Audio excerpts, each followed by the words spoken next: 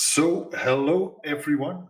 Good evening, good morning, good afternoon, wherever you are on this wonderful planet. Welcome in this webinar. It has been a while, but we are happy to be back here with a webinar all about FNC. And I'm, of course, honored to have you here online and spend your valuable time with us. And of course, I'm also honored to have with me Pieter Scheldeman, my colleague. Pieter, hello. Hello, Bruno. Hello. Okay. Everything's okay. So we are ready to dive into the wonderful world of FNC today in this webinar. Remember, this is meant to be a highly interactive webinar, so don't hesitate to use the chat box to put any questions that you might have, in addition to the many questions that we already received via email and will handle in this webinar. So everyone's ready. Let's dive into the world of FNC. And first of all, I think it's important to mention the changed developer landscape.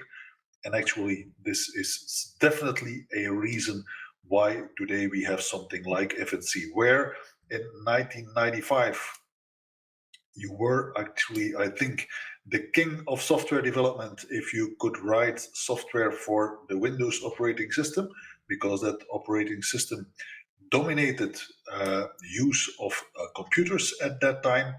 This is absolutely no longer the case now in 2025, where the computer landscape, the computing device landscape, I should say, is completely scattered. And we find Windows to be just a small part of a world that is also where operating systems like macOS, iOS, Android, Linux, but also very important web browsers take a significant role. And as such, if as Delphi developers we want to create software applications for computing devices, we of course need to take in account all these different operating systems. And so that's definitely a background that caused us to create the FNC family of components. So why did we introduce FNC? That is for many reasons. One of these reasons is to reduce the learning curve. So if you learn the inside outs of a component, that you can reuse that knowledge when you create an application for Windows, reuse that knowledge when you have a project coming up for the web or for cross-platform, that you can apply that knowledge and be, of course, with that knowledge, much more productive.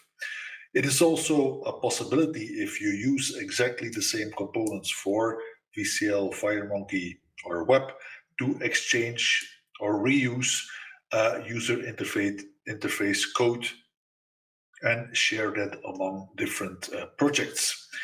From our side, it enables us to focus on one solid, reliable set of components instead of where we were in the past, where we did development of VCL components separately from FireMonkey components, and that we had to maintain the code, extend the code twice, once for VCL, once for FireMonkey. Now we do that in one effort, which makes us more efficient, more productive, and we can focus more on reliability, robustness of these components. It allows you also to take advantage of what we created, and it is also an opportunity for you to create components and actually do the same thing that we do, create a component once and reuse it in all frameworks that Delphi supports. And to a certain degree, this is actually something that is already the case, where it is also the intention of a framework like FireMonkey to have a high familiarity with the VCL framework. But I would say that with FNC, we went another step further in that process. What is FNC exactly? It stands for Framework Neutral Components. So that is something that we invented back in the days when we did the first research and development on the FNC components, Framework Neutral Components. So it's a component developed, but it is neutral to the framework on which it is running. It offers you one code base for UI controls, but also for non-visual components, and that includes components that will perform REST API accesses, that do business logic, that includes PDF generation, and so much more that is all handled from one code base, but can be used in multiple platforms. It offers you, as I mentioned, one learning curve.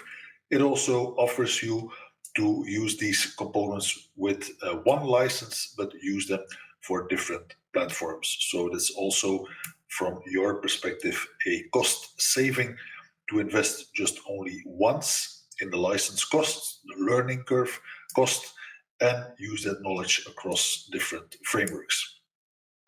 It offers you the freedom of choice to use in your Delphi or C++ Builder IDE, the VCL framework, or the FireMonkey framework, and for Delphi also the TMS WebCore framework, the TMS WebCore framework that you can use to create web client applications for browsers.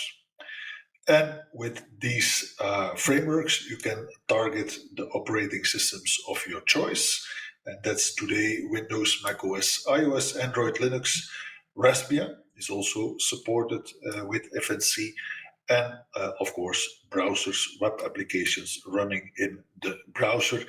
And with that, FNC, in our opinion, offers you the highest degree of portability between all these operating systems frameworks. So now we are getting a little bit more technical. How exactly did we architect FNC? How did we set up this set of classes to enable all these nice capabilities? Well, it is very important to mention that we built an abstraction layer on top of the frameworks that are part of Delphi, the VCL framework, the FireMonkey framework, and our own web framework with TMS WebCore. For each of these frameworks, we are building on top of the T-custom control, which is the control on top of which you build your custom controls in VCL, and also the T-canvas, which is the object that allows you in a VCL application to perform or to create the visuals of your control. In FireMonkey, that's a little bit different, where T-custom control does not exist, but it is T-control there, but same concept. And there's also a T-canvas that allows you to create the visuals for your component. And web framework for TMS WebCore, we created that framework ourselves. And as we created it ourselves, we could kind of proactively also introduce a T-custom control and a T-canvas. And it is exactly that the FNC abstraction layer is also using. With that abstraction layer, we create the classes TTMS FNC custom control and TTMS FNC graphics.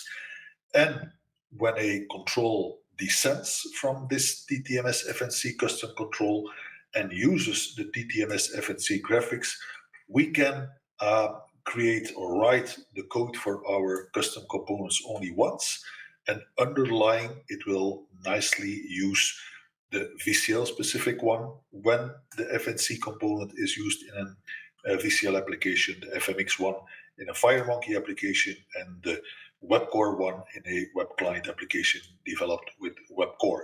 It is very important to mention that when you, as such, use an FNC control in a VCL application, technically it is a VCL component at that moment. It is descending from T-custom control. It will use the VCL T-canvas to do the drawing, So technically, at that moment, it is a VCL component, and the same applies for a FireMonkey application where an FNC control is used, or a web core application where an FNC control is used. You can, as such, also very important to mention, mix and match FNC controls with other VCL controls in a VCL application, and the same applies for FireMonkey and web core. You can put VCL controls as childs on FNC controls. You can put FNC controls as childs on built-in VCL controls.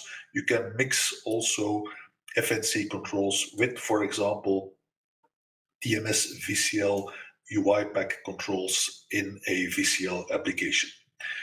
So a lot here to mention. Pieter, I'm not sure if I maybe overlooked something important to mention in addition, you think, for this architecture? No, I think you are doing great. So Okay. I think it's important to mention or to focus on what Bruno said, that FNC is not something separate. It's important to know that FNC is VCL. It's just coexisting on the VCL framework, and then we are creating an abstraction layer to target other frameworks as well. So it's important to know that you can combine VCL components such as the T button or T label in combination with FNC components, because other than graphical layer and handling of keyboard and mouse, FNC is like VCL. Okay. Maybe that also reminds me to mention something about why at some point in time we decided to create something like FNC components. We go back here to around 2017, where we had already from 1995 experience with the development of VCL components, and from 2011, remember when Embarcadero introduced the FireMonkey framework, that in 2017 we had already about 6 years experience of FireMonkey component development, and if I can count well, 12 years of no, it's even more. It's 22 years of experience creating VCL components, and it is that experience that led us to combine these two frameworks and create one component framework, component abstraction layer for building components for both frameworks. And at a later time, that was, Pieter, I think around 2019, that we also enabled FNC to work with TMS Web Core. Yeah, that's correct. So we started by creating FireMonkey components for the FMX framework, and then we targeted VCL as well. So we actually started developing FireMonkey components and then handled the differences in the framework. And then the web framework was added as an addition at the later stage. All right. Meanwhile, we have a large number of FNC components. We worked quite hard between 2017 and today, and that creates a set of components that we can divide in like 4 categories. The non-visual components, I'm thinking about a class to generate PDF files, for example, which is a non-visual. We also have classes to work with JSON parsing, generation, etc., non-visual components. Then, of course, a large part of the FNC components are user interface controls. The FNC Cloud Pack brings you components for REST API access, public cloud services that can be accessed with the FNC Cloud components. And one of the later categories that we added is the web technology interface components. So what we do here is actually code controls that run in a browser to allow you to interact with these controls, with this code running in the browser, to interact with it from native applications. And with that, take advantage of existing useful code libraries, controls, etc., that do not easily exist in a native application, to take advantage of that in a native application. And the technology here is the bridging between the native application and what's happening within the context of a browser. And that includes invoking JavaScript code from the native application, and on the other side, reacting to JavaScript events from native code in your application. Where is it available? It is available for Delphi and C++ Builder. Important to mention also here is that it also supports the latest Win32, Win64, but also the new modern Win64 toolchain that is included in Delphi 12.3. And actually, you can also use the components when you use the brand new Delphi 12.3 64-bit IDE. So any modern Red Studio IDE is supported, and additionally, you can also use the FNC components for web client application development from Visual Studio Code. So then when you use this technology, that's the only IDE that you will need.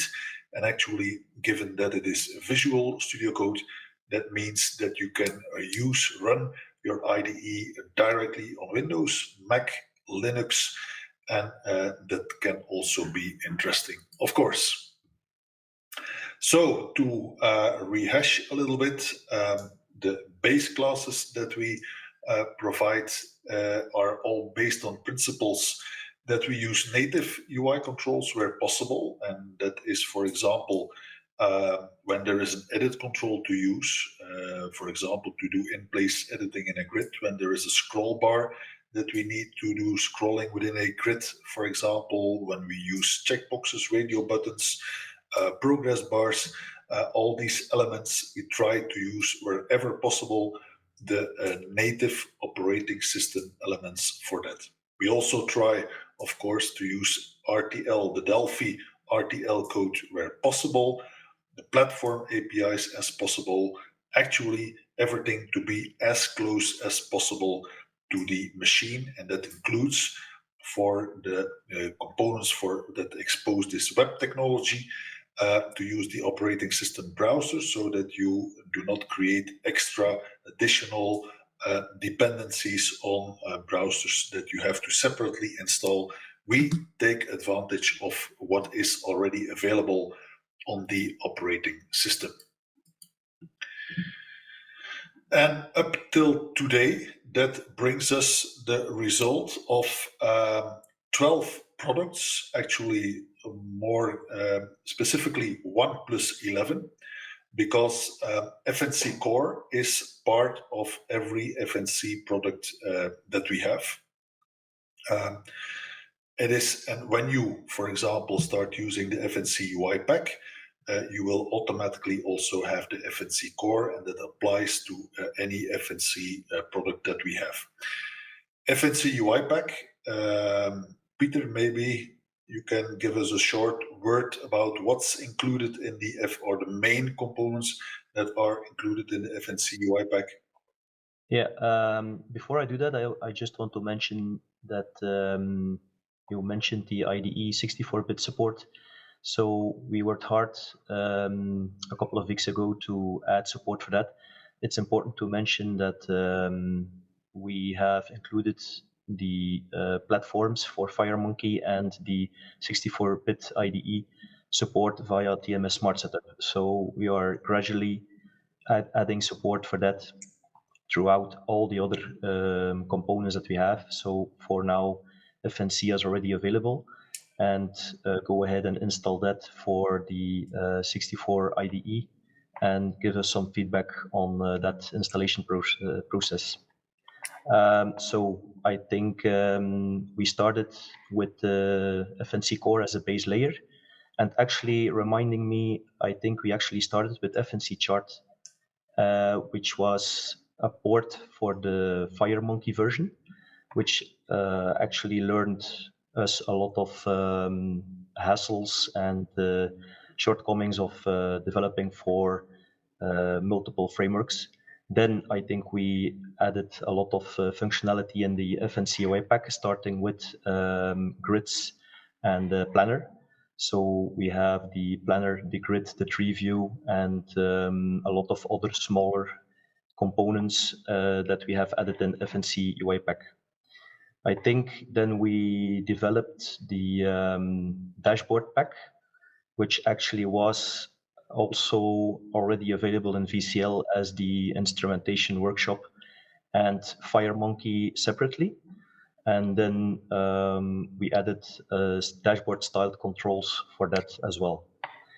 I think the order is not chronologically, but I think we then focused on adding mapping.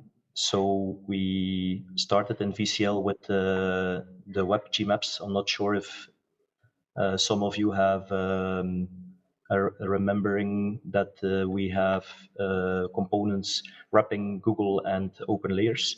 And VCL, we also had that for FireMonkey, and we now redesigned that for FNC maps, which with a new, completely new architecture. We also needed to have some application management tools, which mainly focus on desktop operating systems and the TMS FNC app tools product. We also had the VCL diagram studio, which was designed by Wagner, and we also had some requests to have that for FNC. So TMS FNC blocks is actually the VCL diagram product that we have designed for FNC. Our latest edition is, or our latest two editions were actually the Gantt chart, and that was also a very popular requested component that my colleague Hjalt has written from scratch. It actually uses some UI controls that are already available in the FNC UI pack, and then combines the best of all the components that we have written to make the FNC Gantt chart product. We actually decided to create a separate product for that because of the size of that component. And our latest edition, I think we released it last week, which is the TMS FNC push notifications to send secure notifications to from all platforms to your web applications. So I think that summarizes a lot of development throughout the years. Most of the time we develop is based on user feedback. We also see what the market requests and try to add components and significant features to our product range. And then now we are trying to listen to you and see in which areas we are trying to, we will add more and more features for all the products we have. Okay, I think and hope that was a good overview of where FNC is coming from and where we are today. And so let's devote most of the time now to your questions. We invited you to share your questions before via email, but of course, in the chat box, you can also leave your questions for today, and we will handle them later on in this webinar. But let's go to the first question that we received. Do you have any other benefits other than cross-platform for me that make me want to use FNC over VCL? So, Pieter, we tried to give you a good overview of why you would make a specific choice between VCL and FNC. Yeah, okay. So I think it's important to know that FNC actually was written with keeping in mind that we had to target multiple frameworks. But of course, we also wanted to offer additional functionality. So the main goal was to start with the user interface controls, such as a tree view and a planner and the grid. and add additional components to the VCL framework based on a modernized architecture. So we actually learned from the VCL, the pure VCL components that we have written, and tried to focus on having a different modernized architecture to provide more performance and a better resource and memory management. Okay, so that actually offered some advantages, which included a higher customizability and also offered a way to maybe if you want to focus on VCL in the first part of your application development cycle, and then maybe you can, or maybe you had the urge to go to other platforms such as macOS, then the FNC framework offered at least a way out instead of having to rewrite all your applications from scratch again. So that's also something that we have as a benefit compared to the VCL counterpart. But as Bruno mentioned during the presentation, FNC can coexist with VCL. It's actually not a different framework. It's completely integrates with VCL.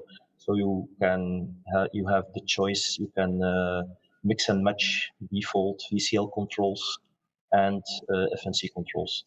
Then later we had a couple of questions that from customers that wanted to have complete FNC component applications, and then we also started to work on a couple of smaller components such as a checkbox and the radio button. So I think most of the time you can actually mix and match VCL, FMX, web core components together with FNC and have the flexibility of choosing what suits you the best for your application. Okay. This question, second question, is more, I think, like how what's our process internally, and I think also what you can learn from that for your own control development on with FNC. Actually, the question is if we create an FNC component here internally, do we start from the VCL component or are we developing it from scratch? How is our process internally to create these components, Pieter? So what we have done is we looked at the VCL framework components that we already had. We started with the VCL UI pack. We looked at what components would benefit from having the FNC framework architecture. And like I mentioned in the previous question, we started with ports of bigger components such as a chart, tree view, and a grid. And then we actually created the FNC core from that. So I think you have for example, you have the FNC chart, which is not entirely inheriting from TMS FNC core, but it learned us to write a modernized architecture.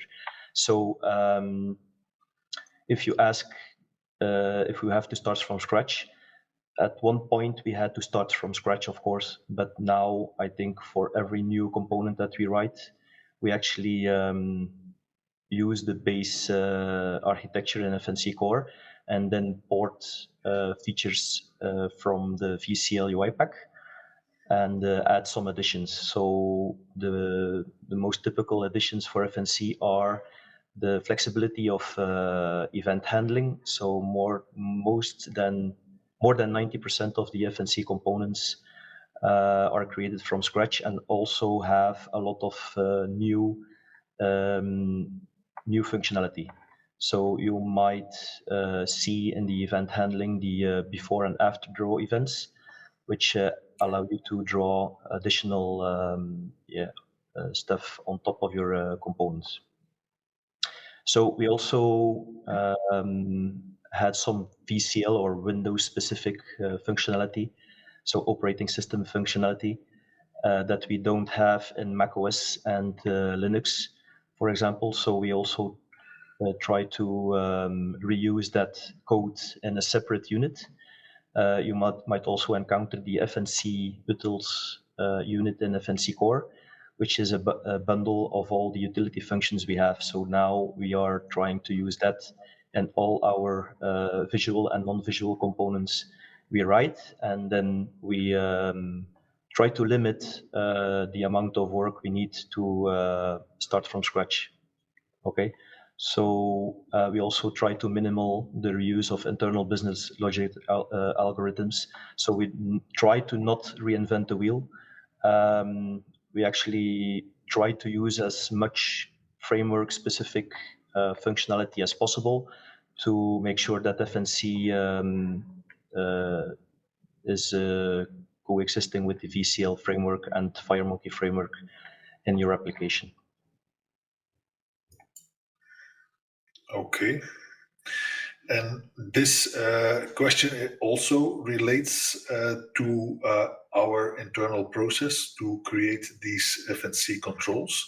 So the question here is, if we create an FNC component, if that FNC component will immediately support all the other platforms that we cover with FNC, or if this is a process like step by step, where in the first step, for example, we have some Windows support, and then we add Mac support, and then we add Android support.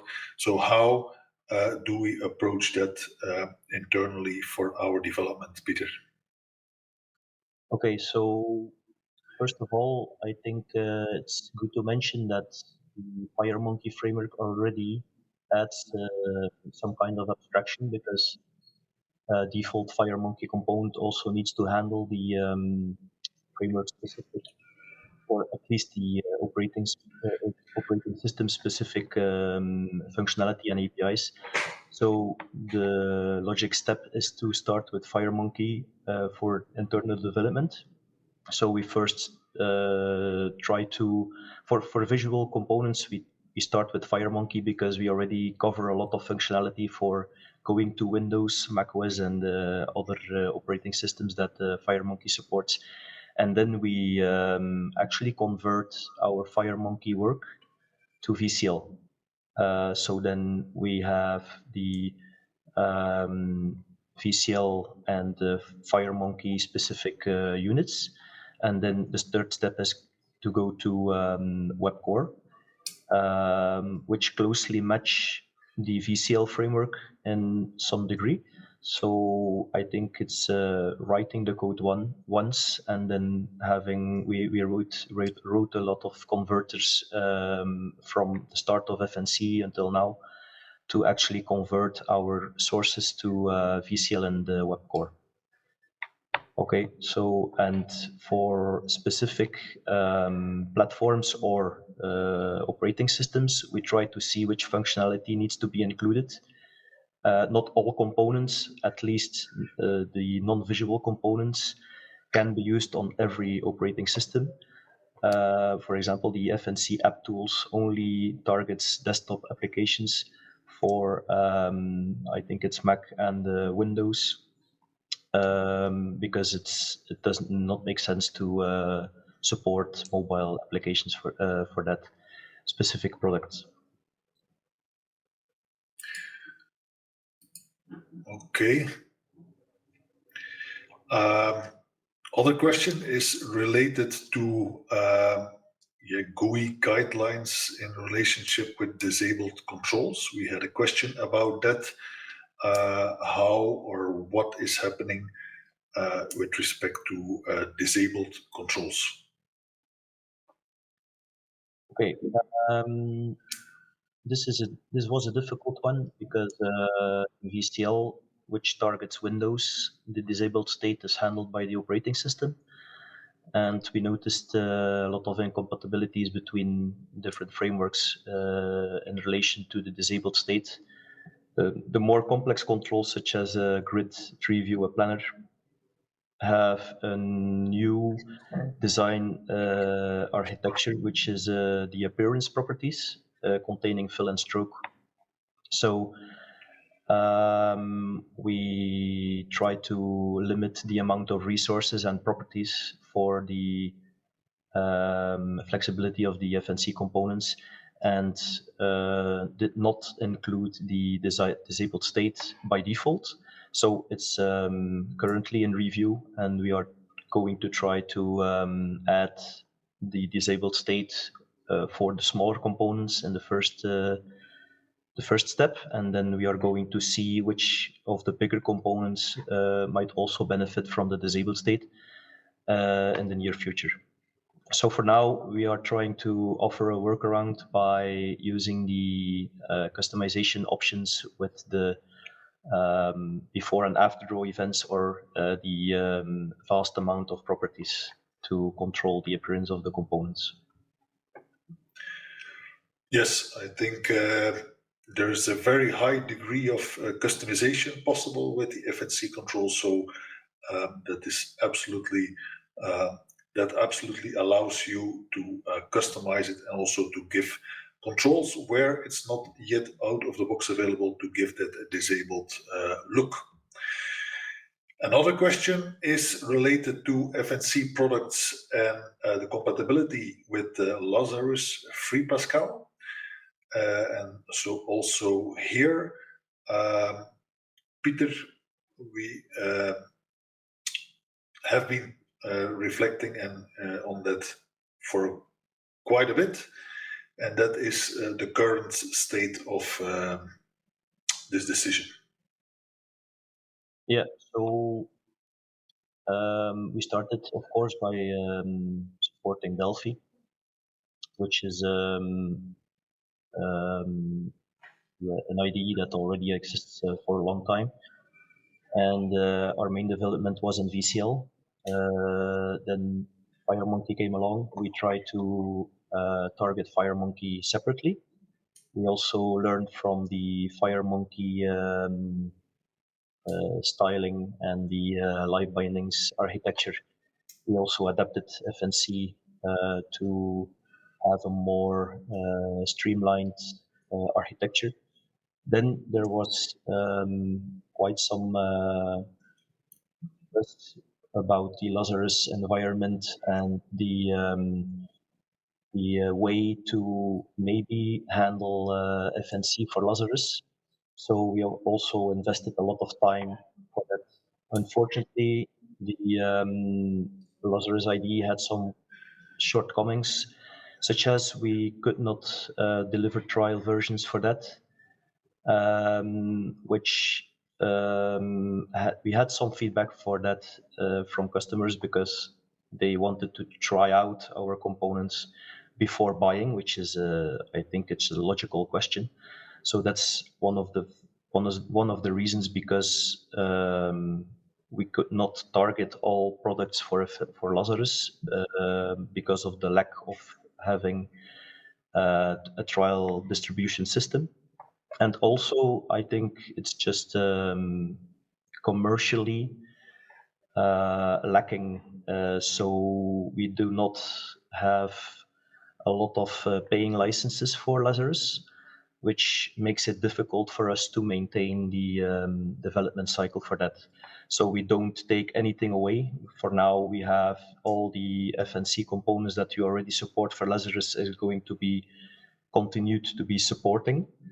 But for the future, we try to keep our focus on FireMonkey and VCL for now. Additional technical reasons are to have modern language extensions and features, and the lack of compatibility for FPC against the Delphi implementation is also less of a reason, but it's also a reason for us not to continue our development against the Lazarus. Yes, so to make a long story short, trial version distribution was problematic, and that, of course, I think already limits possibilities of users to first try our components before they can purchase these components. But I think the ecosystem, that's at least what we experienced, the ecosystem of Lazarus is less focused on commercial application development, and therefore it was less a case that people acquire licenses for such commercial projects. People are doing a lot of hobby projects, but of course do not want to spend money on components for hobby projects. Combined with the fact that we had to adapt the code quite a bit, that we have all this extra testing to be done. In other words, a huge effort, a lot of work time, and thus also cost. It is very hard to justify that we do all this effort and costs for an audience that turned out to be very small. But as Pieter said, what is there, remains there. We are not taking anything away, just moving forward. When we do new components, it's just more efficient, more focused to target Delphi with that. And another question, briefly summarized, do you think the general quality of FNC components has already overtaken the quality of the VCL ones? So short answer is yes. I think going forward, from a long time ago, we learned from our development tactics, if you can call it tactics, I'm not sure, but it's also something that it's a learning process for us. FireMonkey opened up a lot of eyes, a lot of new ideas, and also we listen a lot of, we spend a lot of time listening to customers, trying to bundle feedback and see in which direction we need to go. And I think FNC is actually the successor of all the FNC, the FNX and the VCL components we have written back in the days. So because of the FNC framework architecture, and the need to write code for multiple platforms and operating systems, we also had the ability to restart and write some common functionality and abstractions. So this also led to the higher quality of the FNC components. So it also in that area had a lot of improvements for performance and memory management. All right, and then a somewhat more focused question on our FNC Data Grid, one of the more recent introduced new components in the FNC UI pack. And so someone who was apparently confused with the word data grid, thinking that this is only allowing for data-bound usage, but actually it's not the case, Pieter. No. The thing is that we have quite a lot of components, and yeah, we already had a TTMS FNC grid. So we try to maintain backwards compatibility. I think from the day I first started development here at TMS, that was something that Bruno mentioned to me, that I needed to keep everything backwards compatible. So sometimes we need to break, but I think we are not trying to force anyone to stop development or to maybe you update the new FNC component and then the day afterwards you need to rewrite the whole application. So that's the technical reason for having the data grid as the name. Also, the architecture of VCL requires to have the DB as a keyword in data-bound components. And FireMonkey uses live bindings.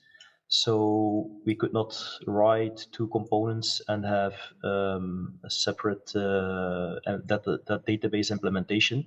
So we actually designed a new way of handling database binding, and we did that via the adapter. So for the components that have an adapter, I think the data grid and the normal grid, or the first grid we had for FNC had the adapter. We also have the planner adapter, and we have a general adapter that is currently a read-only one that tries to bind to all other FNC components. So we know that there's a lot of work to be done for other components, such as the tree view, and we are going to work towards the future to have database adapter functionality for the FNC products we have.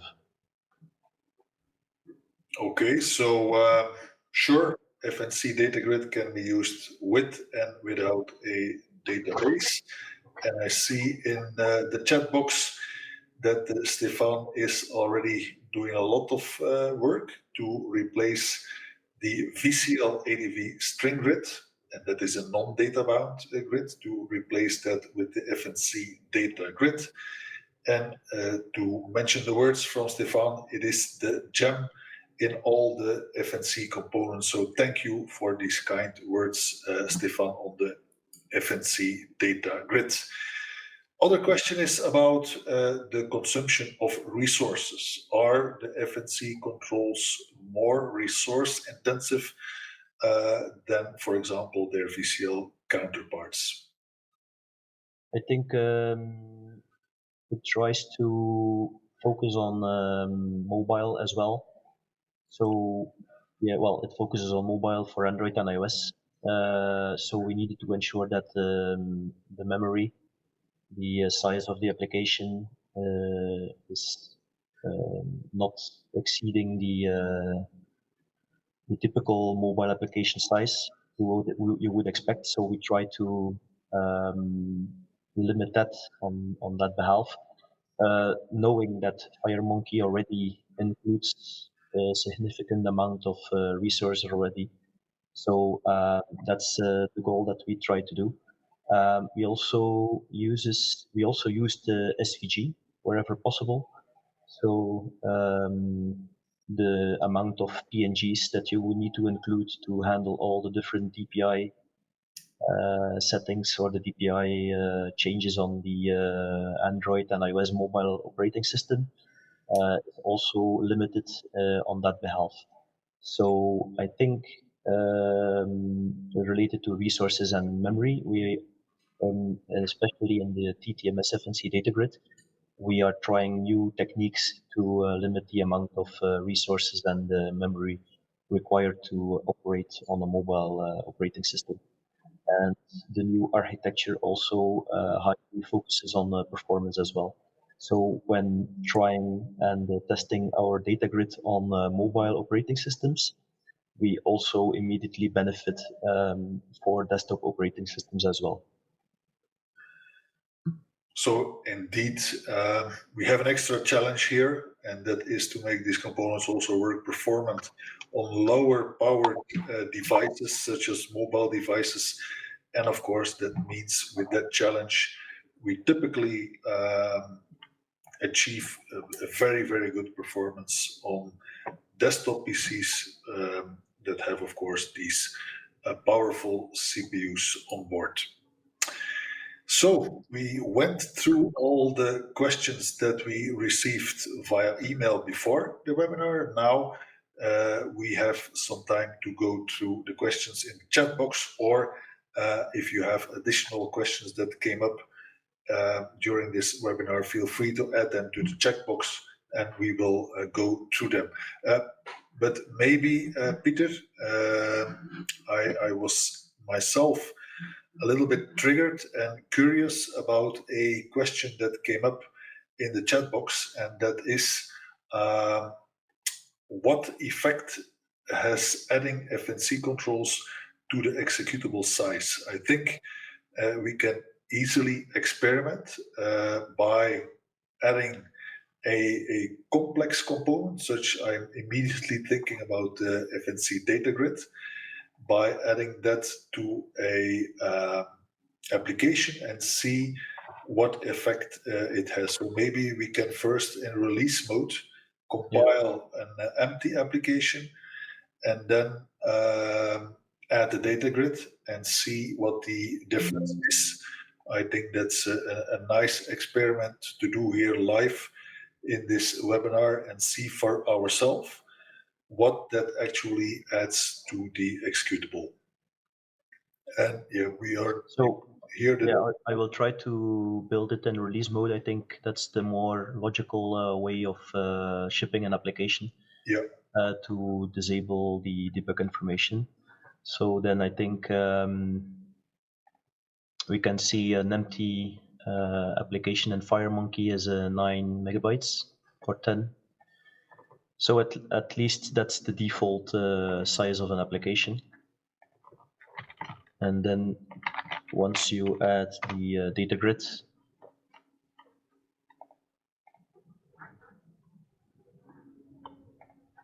it goes to 15 megabytes, which is not double the size of the executable. I think it's acceptable as a size of an application.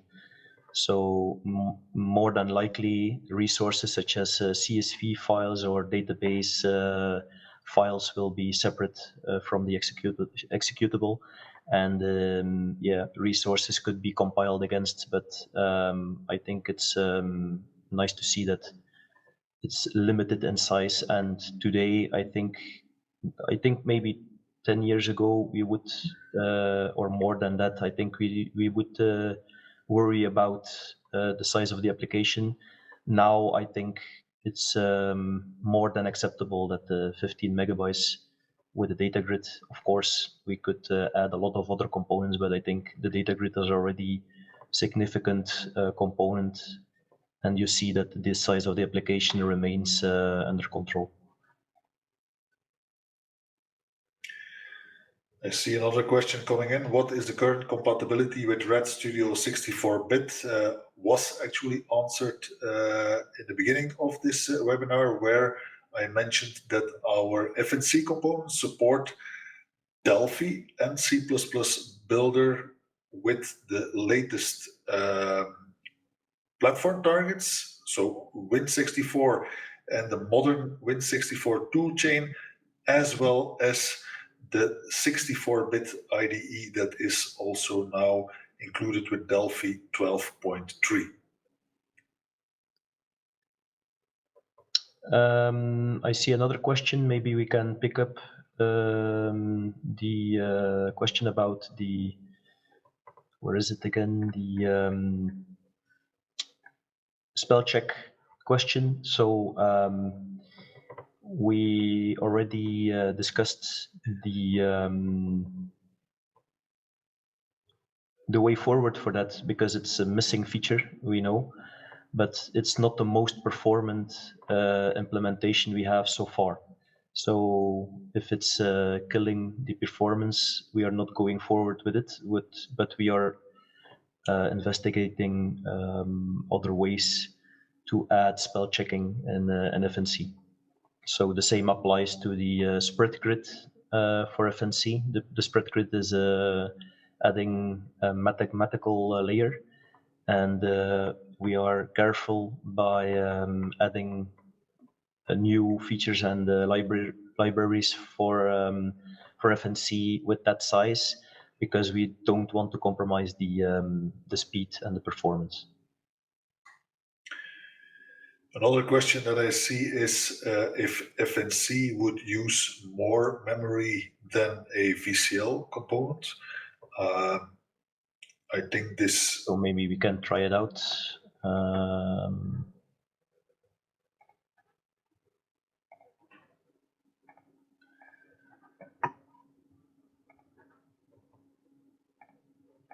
Meanwhile, I will answer a question that just arrived. Do you keep enhancing the VCL component set? So we're thinking here that you that this is in relationship with VCL UiPack. Surely we continue working on the VCL UiPack, and we see like our aim is to provide you with bi-weekly updates of the VCL UiPack, and you can check the version history of these components that includes new features, improvements, fixes. We work on that all the time. So at this moment, there is definitely no change in that strategy. VCL components are still widely used, so we keep supporting them as good as we can in many ways. Okay, so to answer the question for the VCL and the FMX application size, so the default VCL application size was 2 megabytes, and the FireMonkey application size was already 9 or 10 megabytes. So the FireMonkey framework already adds a lot of memory to the application. So I added the data grid, so it went from 2 megabytes to around 8. So I think you are depending on the framework, and that already adds a lot of sizes, a lot of megabytes to the application. So yeah, I think we try to limit the amount of resources required, and we keep a close eye on the size and on the memory from time to time. So I think we try our best to keep the size of the application as small as possible. Of course, a data grid offers a lot of functionality, and I think, yeah, it's logic that the size of the application goes up. Pieter, I think that Yes. question might also have been in connection with the runtime memory usage. So what we could do is we create a VCL application with a DB grid on it. We create a VCL application, another one with an FNC Data Grid on it, and we compare with the task manager the memory usage of both applications. That will give us an idea of memory usage comparison. Another thing that I wanted to mention specifically in the area of FireMonkey, actually one of the reasons to create FNC components, the FNC architecture, was actually because if we used let's say the FireMonkey strategy of designing components, we would run into high memory usage a lot faster. And so, for example, to create a grid with a FireMonkey, with the let's say the Embarcadero intended way of designing components, you would create for each cell, you would create an object, and that would make that component a lot more memory intensive than the architecture that we currently have, where we keep at runtime the number of objects taking up memory, that we keep that to an absolute minimum, exactly for the sake of reducing runtime memory usage as much as possible. So let's see this exciting or interesting experiment with runtime memory usage. So Pieter is building a VCL application and a FNC application, and let's see what happens. I'm curious myself. And that's the exciting thing of live webinars, where also for us, things are a little bit exciting. Okay, let me start this one first. This one is working. Okay.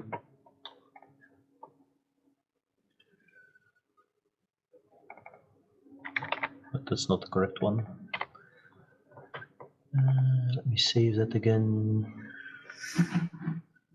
Maybe while you are cooking these two apps, going to the questions in the chat box. So there is a question related to Linux support from Delphi. We all know that's a little bit tricky at this time with what the status is of FNX Linux, which is a part that Embarcadero uses for targeting the Linux operating system. Well, we think it's that important that we expect a solution from Embarcadero soon that will restore the way that we have been creating Linux applications for a long time before, when that it's more of a legal issue there or a licensing issue, and we are confident that Embarcadero takes this up seriously and will clear up that licensing thing. And with that, we are back to how FNX Linux has been working and supported for a long time with our FNC components. Okay. Let me just verify because okay, so project 15.exe is the one with our data grid, and the other one is the DB grid. So right now on idle state, it's actually more or less the same. It's about a megabyte more. Okay, so now we are trying to move our grid, and we can do the same. I think it doesn't move too much. So I think the behavior is similar to a VCL application with a default component on the form. And that, I think, Pieter, while our FNC Data Grid has a lot more functionality than the standard VCL DB grid, right? Yeah, that's correct. So you get a lot more with barely any higher amount of memory used at runtime. I have another question here related to the work we have to do to create or to ensure that the FNC components can also work in a TMS web core web client application. And the question here is also, what specific challenges do we need to tackle to ensure FNC components work in a web client application? Okay, so first of all, I think I'm not sure if we mentioned it. I'm sure that for the architecture we mentioned the TMS web core, T-custom control, and the T-canvas, but it's actually an HTML5 canvas that is doing the drawing. So our FNC components functionality is requiring the HTML5 canvas, which is a native HTML element. And we just have the TTMS FNC graphics abstraction layer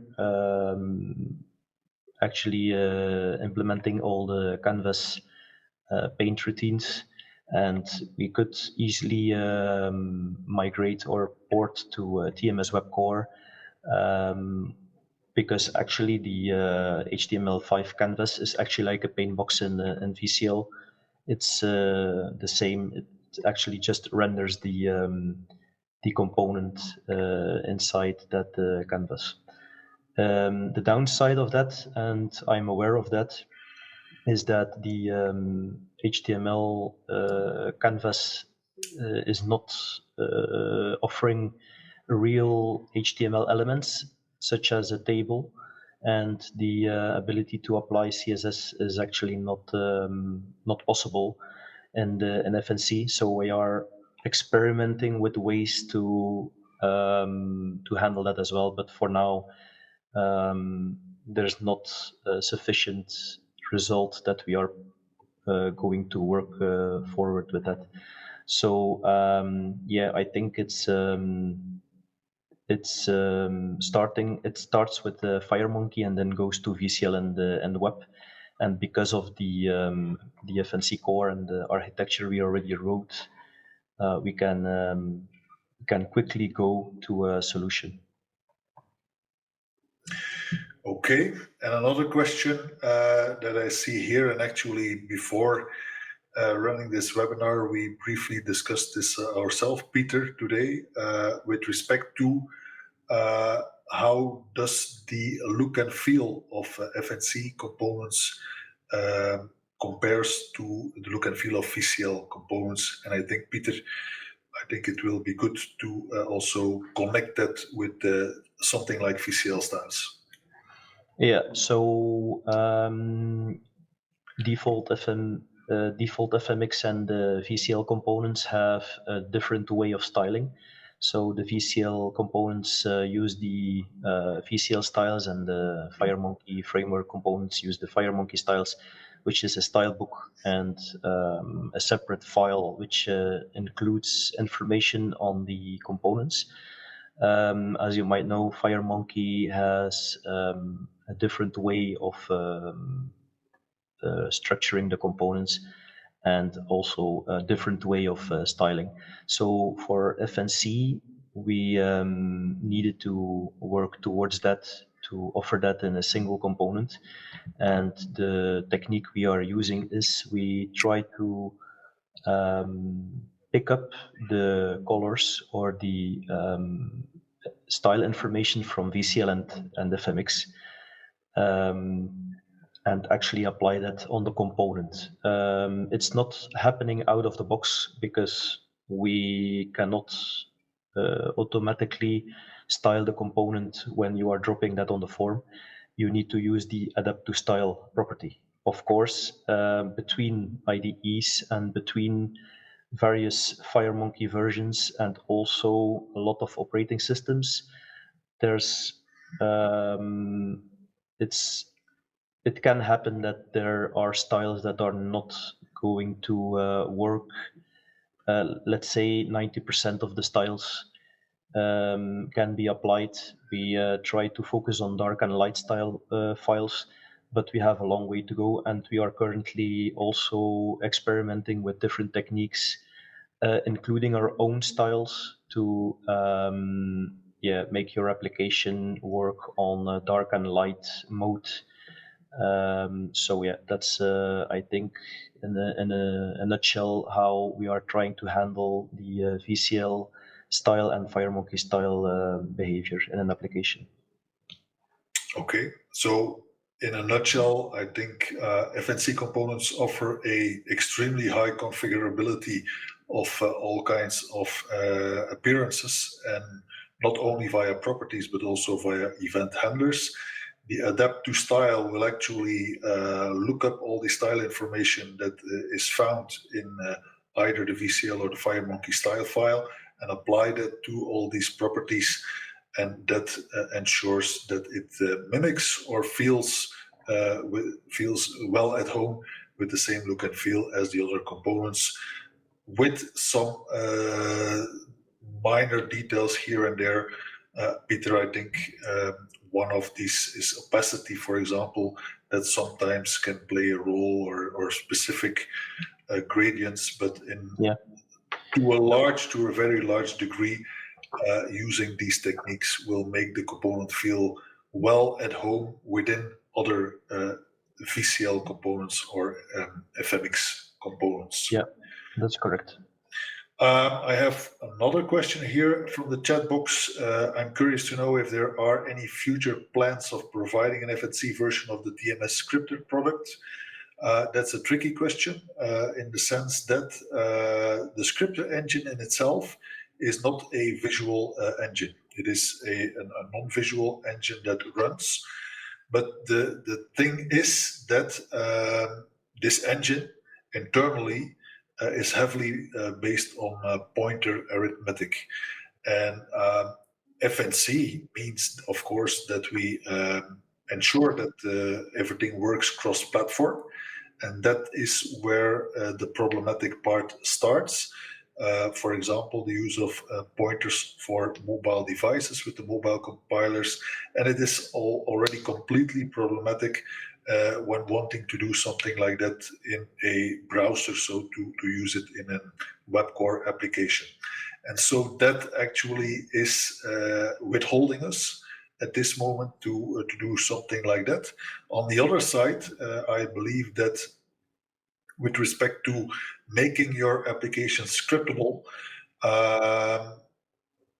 you might also look in directions of, for example, use something like JavaScript or TypeScript as the scriptable solution for your applications. I thought I had seen some other question. Trying not to overlook any question here. Peter, have you seen?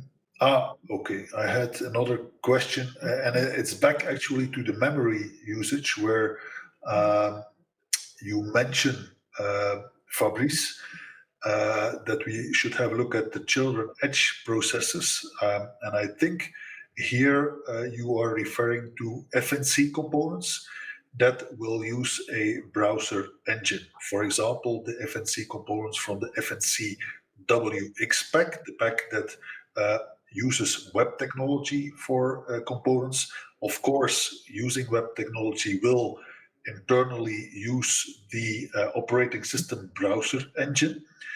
And of course, it can be, or it will be, that this browser engine has its own memory space, own memory usage, and maybe that is what you see when you look at memory, but that of course is only in connection when you use this kind of web technology in your applications. With all the other regular FNC components, we are not using any web view or operating system browser at all, and so you will not see the memory effect of such a browser. Another question that I see here, do you have any tips on how I can implement a web front end similar to Core UI or Admin LTE with TMS Web? There is a project, but it hasn't been developed for 2 years, and that is from a GitHub repository.